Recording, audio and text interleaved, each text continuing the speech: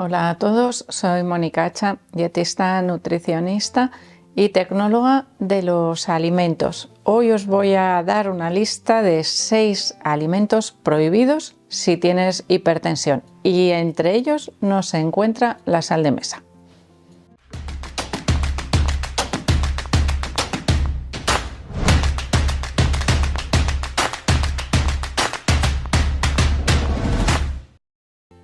Así que aquellos que estabais pensando que el primer alimento que os iba a quitar era la sal de mesa, pues ya veis que estáis equivocados. Antes de quitar la sal de mesa, mejor dicho, antes de reducir la cantidad de sal de mesa que se utiliza para cocinar, es importante calcular, valorar, medir, controlar la cantidad de otros alimentos que aumentan enormemente la cantidad de sodio que se incluye en la dieta, especialmente cuando esos alimentos desplazan el consumo de otros alimentos que pueden resultar muy beneficiosos porque mantienen un equilibrio con el sodio, que serían aquellos ricos en potasio, que mantiene el equilibrio, como os digo, con el sodio y ayuda a regular también la hipertensión. Es decir, no solamente se trata de quitar,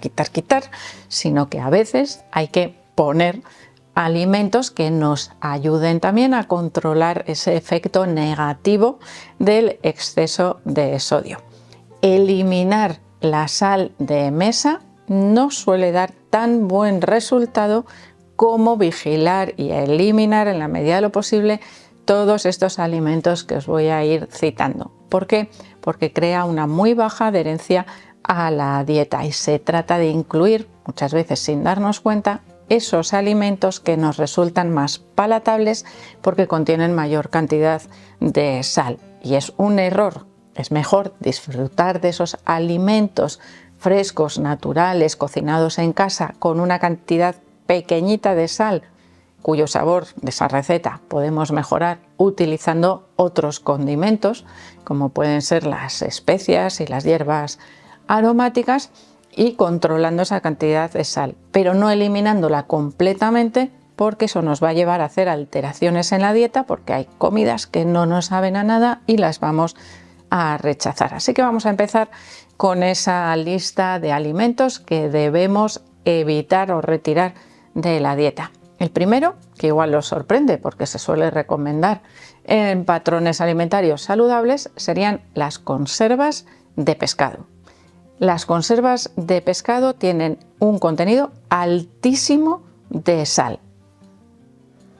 Conservas de pescado como por ejemplo el atún o las sardinas o las anchoas, que suelen ser las más frecuentes, exceden con creces la cantidad de sal que se debe consumir por una persona que tiene hipertensión y por lo tanto no deberían formar parte de la dieta habitual. Mucho mejor pescados frescos, cocinados por supuesto en casa. En siguiente lugar, y un poco asociado a este tipo de alimentos, tendríamos los mariscos cocidos, que cada vez son más frecuentes en los lineales de los supermercados y que nos facilitan en muchas ocasiones pues el consumo de las raciones de pescado y marisco, ¿no? Que podríamos englobarlas dentro de las mismas raciones. Por ejemplo, langostinos cocidos, mejillones ya abiertos con su caldito, preparados de pescado, por ejemplo, para elaborar otras recetas, o podríamos incluir aquí otro alimento del que vamos a hablar más adelante, que serían esos caldos en brick, pero no me voy a adelantar. Así que en este caso, si nosotros cocinamos esos mariscos en casa, nosotros controlamos la cantidad de sal que vamos a añadir. Por ejemplo, en el caso de los mejillones no es necesaria sal. Y en el caso de los langostinos, por poner otra vez ese mismo ejemplo, bueno, pues sería una cantidad mucho más reducida. ¿Que los queremos introducir en la dieta? Pues porque son cómodos, económicos y nos resultan fáciles. Siempre bien lavados, previamente a pelarlos y evitando el consumo de las cabezas, que es donde concentran más cantidad de sal y solamente se consumirían las colas. En siguiente lugar tendríamos los quesos. Los quesos tienen un contenido muy elevado también de sal porque se utiliza también para favorecer la coagulación y por supuesto que para dar sabor y mejorar la conservación.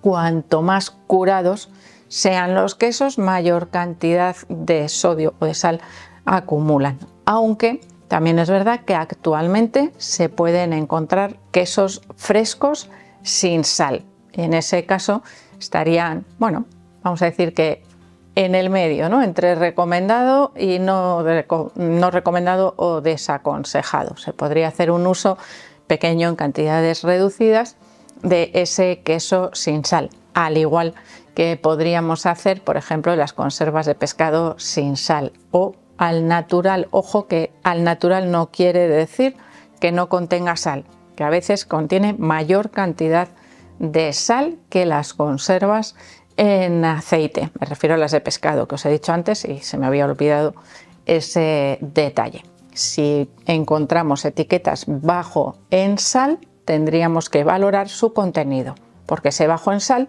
puede ser respecto a su versión original y aún así seguir manteniendo un contenido elevado en sal para la dieta de una persona que tiene hipertensión. En siguiente lugar tendríamos los derivados cárnicos, embutidos, bueno, o incluso derivados crudos, como podrían ser carnes marinadas o carnes que hayan sido sometidas pues, a algún tipo de adobo. También todo ese tipo de carnes estarían desaconsejadas porque siempre se utiliza sal para su conservación y por lo tanto nos hacen distorsionar ese contenido en sal de la dieta. Las carnes siempre frescas, naturales, sin adobos, sin curados, sin marinados para evitar esa adición de sal. Ojo cuando encontréis que a veces están ya envasados o a veces están en pieza para cortar en la carnicería, cuando os encontréis carteles que ponga extra tierno, por ejemplo, porque muchas veces esas carnes extra tiernas, suelen ser muchas veces lomos, por ejemplo, han sido marinadas previamente en agua con sal para aumentar o separar esas fibras, para que abulten un poquito más y al mismo tiempo sean más tiernas a la hora de masticar. Pero evidentemente ya contienen sal. Si yo voy a casa y como me han dejado usar un poquito de sal, se la añado, estoy doblando, duplicando, triplicando, depende de la cantidad de sal que lleve ese marinado, es decir, estoy descontrolando otra vez esa cantidad de sal. En siguiente lugar vamos a hacer un grupo muy amplio, ¿no? Que serían todos los alimentos procesados, ultraprocesados, comidas precocinadas, pizzas, galletas, repostería, bollería, helados, estoy citando más dulces que salados. Pues en ese caso estarían desaconsejados también porque siempre, tanto dulces como salados, suelen llevar una buena cantidad de sal. Y no solo de sal añadida, que mejora la conservación, mejora la textura, sino que se utilizan también polvos para hornear, levadura química que contiene sodio, bastante cantidad de sodio en su composición y por lo tanto estaría desaconsejado en dietas en las que tenemos que controlar esa cantidad de sodio total para reducir o para evitar esa hipertensión. Y por último tendríamos, que ya me he adelantado antes, todos esos caldos, sopas, cubitos, todos esos alimentos que a veces utilizamos por comodidad para dar más sabor a las recetas, pero que en su propia elaboración contienen niveles o cantidades muy altas de sal. Algo que la industria alimentaria que es muy lista, ha visto que le reduce cuota de mercado porque, claro, como tienen tanta sal, cada vez las utiliza menos gente, que el problema no solo es la sal, que en muchas ocasiones contienen otros ingredientes también como potenciadores de sabor que pueden no resultar para nada beneficiosos para nuestra salud. Por lo tanto, no es la sal el único problema de esos cubitos o concentrados de caldos. En el caso de los caldos en brick, también, como la industria es muy lista, cada vez es más frecuente que se encuentren sin sal o con bajos contenidos en sal. Aquí incluiríamos también las cremas de verduras, que cada vez son más habituales, ya preparadas, listas para utilizar, y en las cuales tendríamos que valorar esa cantidad de sal añadida y por lo tanto con precaución.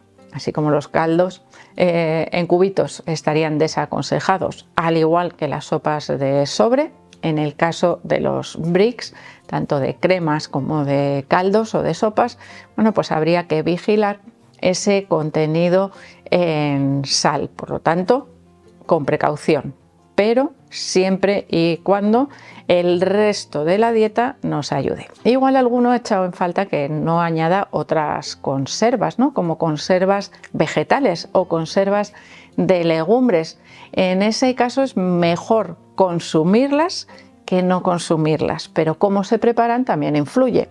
Por ejemplo, las legumbres hay que lavarlas bien porque la sal se concentra sobre todo en el exterior, en ese líquido en el que se conservan, y por lo tanto eliminamos ese líquido, las lavamos y las cocinamos como con nuestra receta habitual, pero sin añadir sal porque ya la contienen. Por lo tanto, ahí tenemos que tener en la cabeza que esas conservas llevan sal.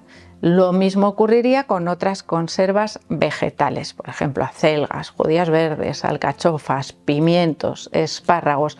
Todos llevan sal, pero también contienen una alta proporción de potasio y por lo tanto nos ayuda a controlar o a regular mejor ese sodio. Por lo tanto, sigo insistiendo en que mejor es consumirlas que no consumirlas, pero siempre y cuando retiremos esos líquidos de gobierno, que es el líquido en el que vienen en las conservas, que es donde se concentra esa mayoría de la cantidad de sal que contienen, porque simplemente se utiliza no solo para dar sabor, sino como un conservante para alargar la vida útil de esas conservas.